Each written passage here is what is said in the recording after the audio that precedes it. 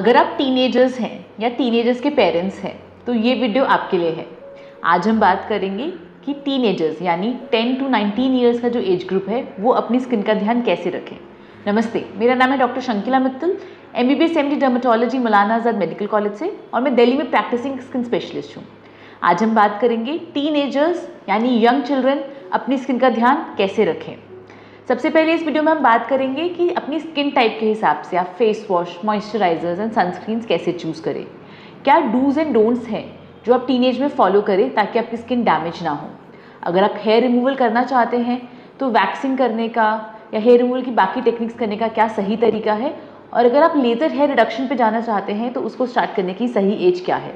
इसके अलावा हम बात करेंगे और बहुत सी चीज़ें, किन कारणों से टीनेज में एक्ने हो सकते हैं और आप क्या प्रिकॉशंस लें ताकि वो ना हो, और आप क्या डाइट फॉलो करें ताकि आपकी स्किन हेल्दी रहे। हम कुछ DIVs यानी घरेलू नुस्खों की भी बात करेंगे जो आपकी स्किन के लिए अच्छे रहेंगे। तो सबसे पहले बात करते हैं कि आप टीनेज में क्या फेस वॉश यूज़ करें। इट डिपेंड्स कि आपकी स्किन टाइप कैसी है। अगर आपकी ऑयली स्किन है तो आप salicylic acid based face wash use कर सकते हैं।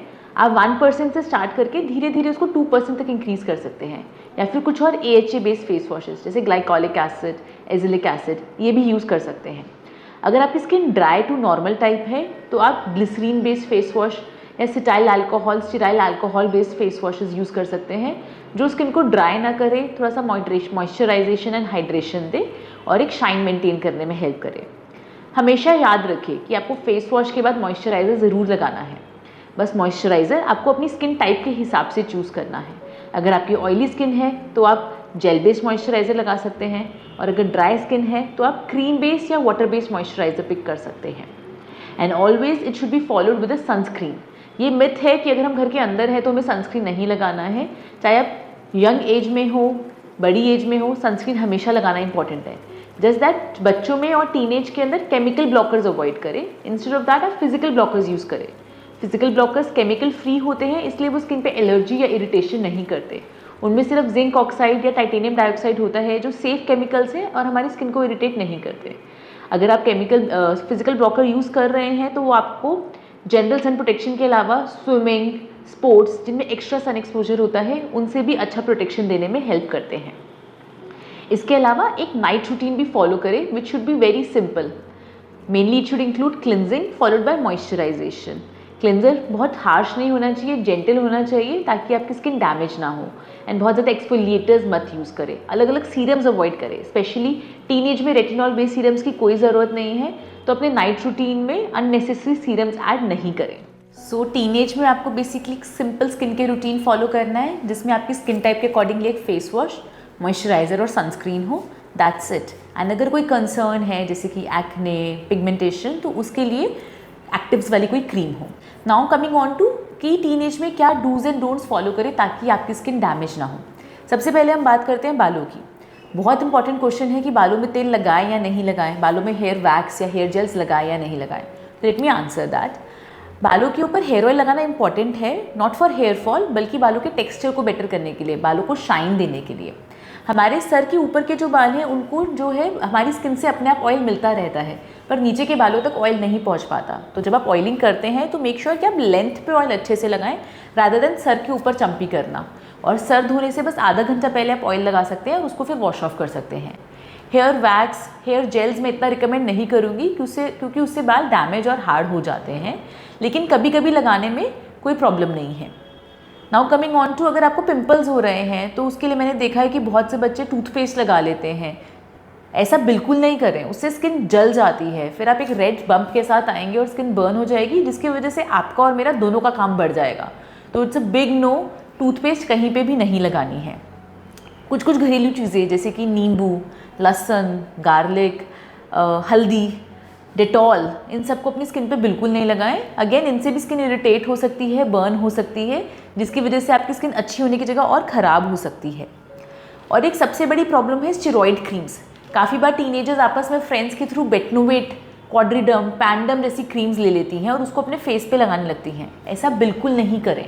इस तरह की क्रीम से आपका स्किन परमानेंटली डैमेज हो सकता है, ख़राब हो सकता है, तो इसको अवॉइड करें।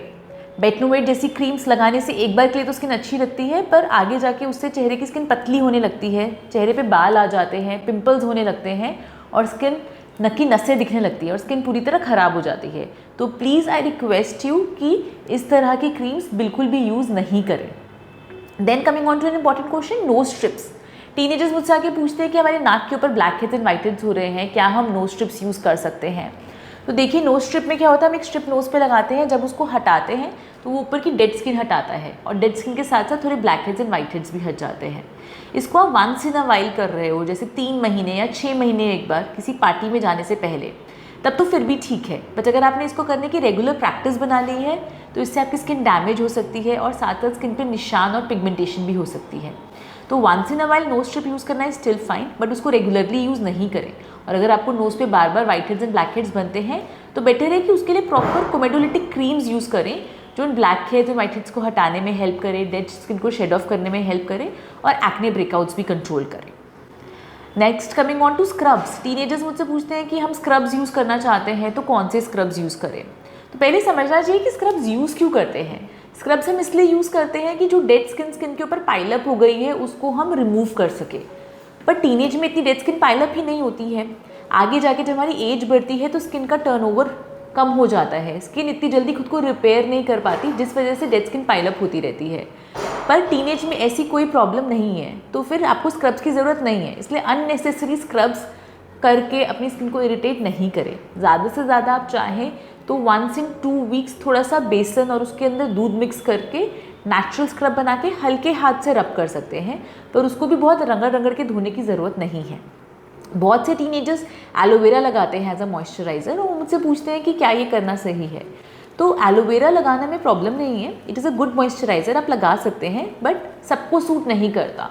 स्पेशली जिनकी ड्राई स्किन है या सेंसिटिव स्किन है उनको एलोवेरा इरिटेट कर सकता है, तो इसलिए लेफ़्ट राइट हर कोई एलोवेराज नहीं लगा सकता।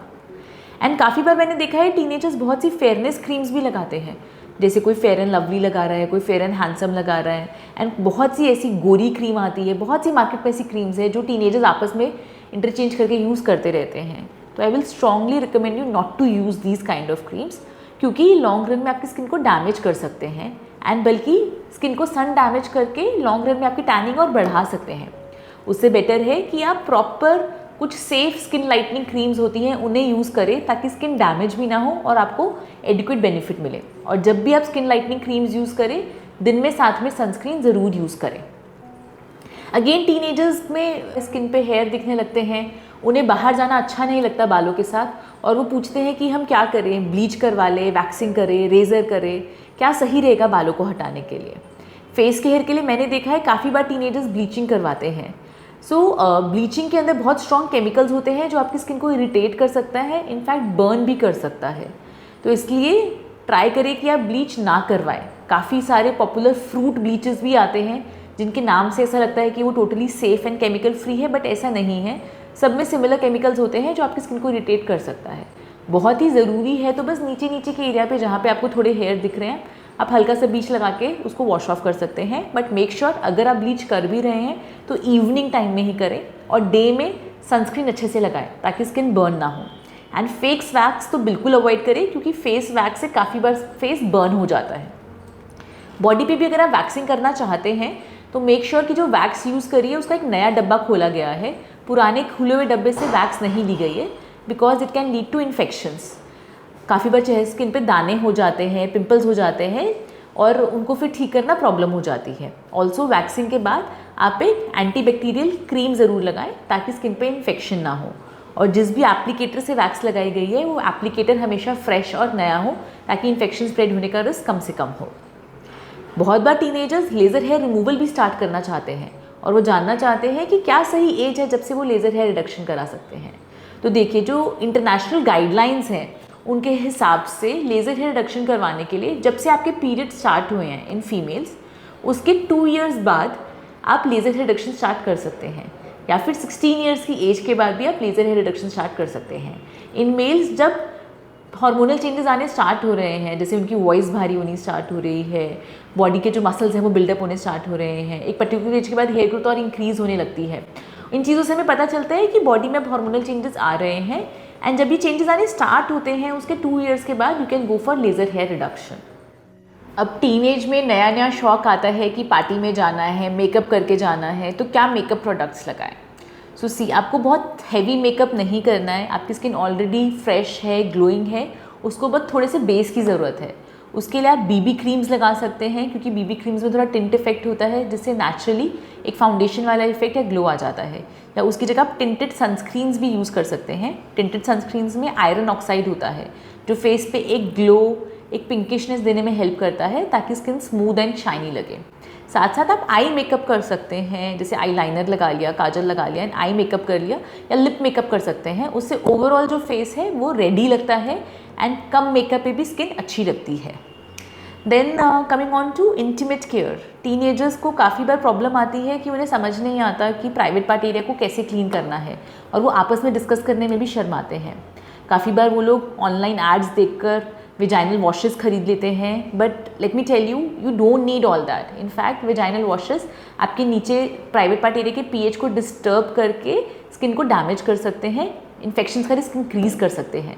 सो आपको सिर्फ एक माइल्ड सोप का ज़रूरत है, जैसे एक सिंडेड बार या फिर सिंपल डव सोप। उसका आप लैदर बना के उस लैदर से, उस झाग से प्राइवेट एरिया को क्लीन कर सकते हैं, एंड आपको एक्स्ट्रा कुछ भी करने की ज़रूरत नहीं है।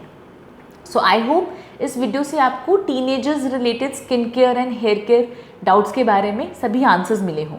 अगर इसके अलावा भी आपका कोई डाउट है या आप कोई सवाल पूछना चाहते हैं, तो आप नीचे दिए गए नंबर पर व्हाट्सएप कर सकते हैं या फिर कमेंट सेक्शन में कमेंट ड्रॉप कर सकते हैं। अगर आपको हमारा ये वीडियो पसंद आया हो तो हमारे चैनल को लाइक, सब्सक्राइब और शेयर ज़रूर करें। Thank you.